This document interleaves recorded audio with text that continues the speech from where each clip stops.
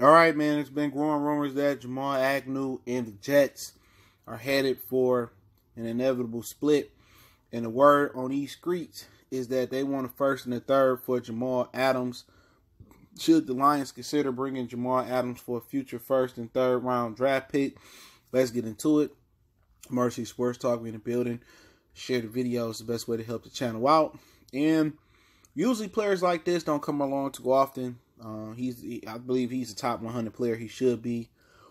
Great player, stuck on a bad team. Obviously, he don't want to go backwards into a situation that's, going to be losing. So that's a strike against the Lions right there. But I think he won his money. I think that's most important to any NFL player besides even with winning. You know what I'm saying? Because you can have a Super Bowl ring and a trophy and not have the money and not be happy. So if the Lions willing to pay up,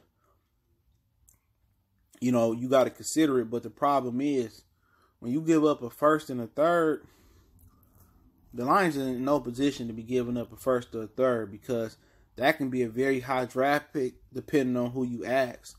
A lot of people in the chat, I'm not even talking about ESPN, we did the live reaction to the schedule. A lot of people say the Lions should start off 1-7.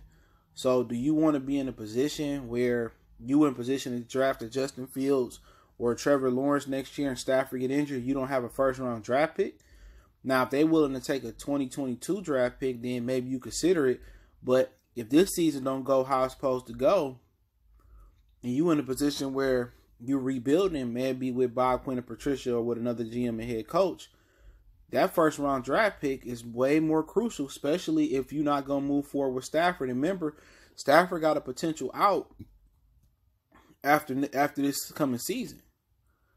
And in typical Lion fashion, if they do bring in Adams, I keep calling him Agnew. If they do bring in Jamal Adams, then it's a situation where you better make the playoffs. You know what I'm saying? Because, how I'm feeling, if they do bring him in, Adams, and they don't make the playoffs and they still losing, that number one pick going to be high. And that's a third, too. Third is a critical pick. So really, when you looking for trading the first and the third, you looking for a difference maker. And I ain't saying he ain't a difference maker, but in the Lions' standpoint, they looking for a pass rusher. You know what I'm saying? They looking for a Warren Sapp, a Randall, a Reggie White, a Lawrence Taylor, a Von Miller, DeMarcus Lawrence. They looking for somebody like that. If you can bring in a Khalil Mack-esque player to come off the edge for that compensation, then I get it. Or you can bring in a running back, or you can bring in, an elite, offensive lineman or a running back, something that you really need help in. The Lions secondary is really their strength. Now, a lot of years we can look at the Lions, strength and say, oh, it's a really strong thing, and then get to the season, and it's not. And I understand he's a generational talent, but you're going to pay him all this money, and is he going to be the difference between you going to the playoffs and not? Really, the difference-making positions are the pass rushers for the Lions, the quarterback, and the offensive lineman. Those are the difference makers. Because the Lions' biggest problem is protecting Matthew Stafford and opening up run holes and getting to the quarterback. And, Adams really don't help that out. Could him and Walker play good together? Absolutely. That'd be a nice tandem. They both can cover in man. They both can play, deep. They both can rob. They both can, do a lot of different things. But I just think at this point, Adams is more of a luxury pick, than a need for a first and a third. And that's my opinion. It's a luxury pick. Because your true needs, where you're going to need to spend that money at, is you need a dominant pass rusher on the edge. Well, we got Trey Flowers, and you hear people saying that. I don't consider him dominant. Now, a lot of pass rushers wasn't dominant last year. His numbers stacked up pretty well. But they still wasn't dominant.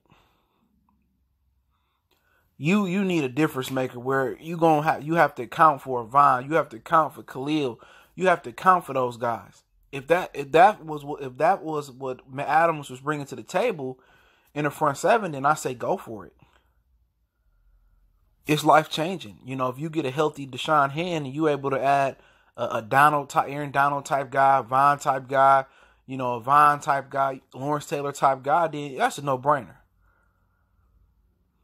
But that's not the situation. And for a first and a third, I just think the Lions, with or without Jamal Adams next year, may be in a position to draft a top flight guy. They're going to be a high draft pick next year just looking at it. Looking at the schedule. I'm thinking, with a healthy Stafford, a lot of people could have said they won 7, 8 games last year. But then again, it always looked like that. The Lions game's always competitive, and we always losing games we supposed to win. Even with the New York Giants, I think Stafford was healthy last year. That was a game we struggled with the New York Football Giants that we shouldn't have struggled with.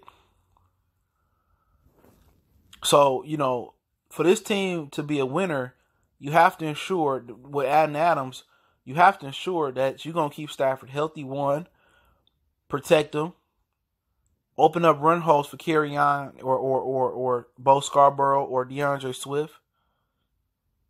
And you have to ensure you're going to get pressure on the quarterback.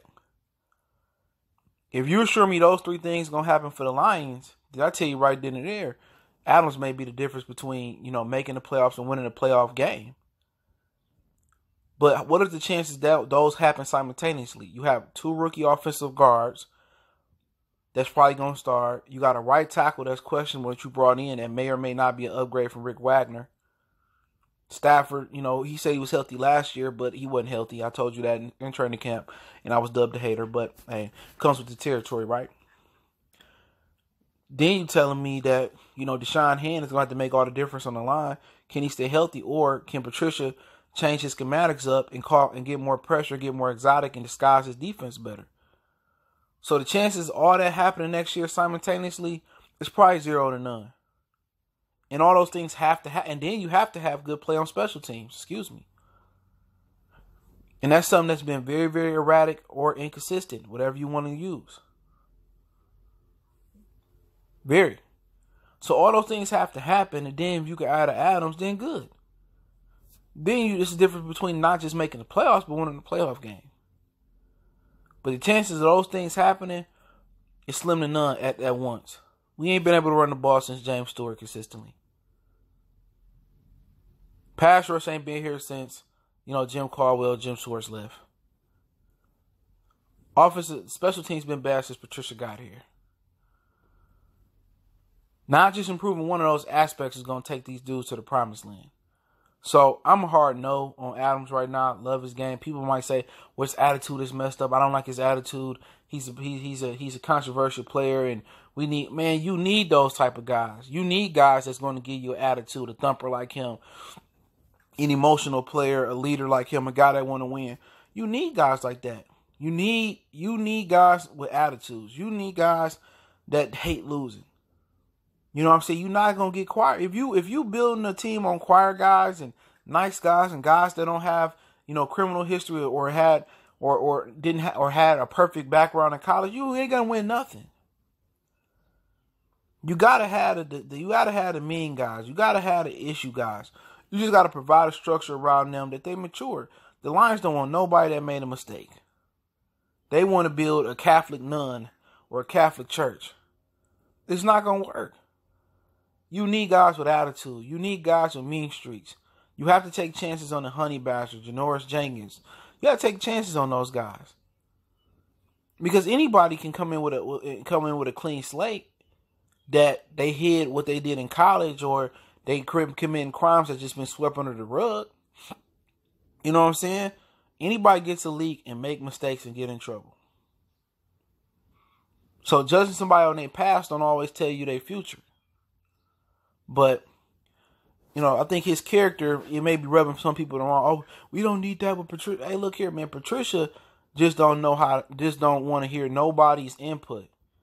He want all followers, and that ain't how this gonna work in Detroit. This ain't New England. You ain't Bill Belichick. All right, but hey, it is what it is. Let me know what you guys think about.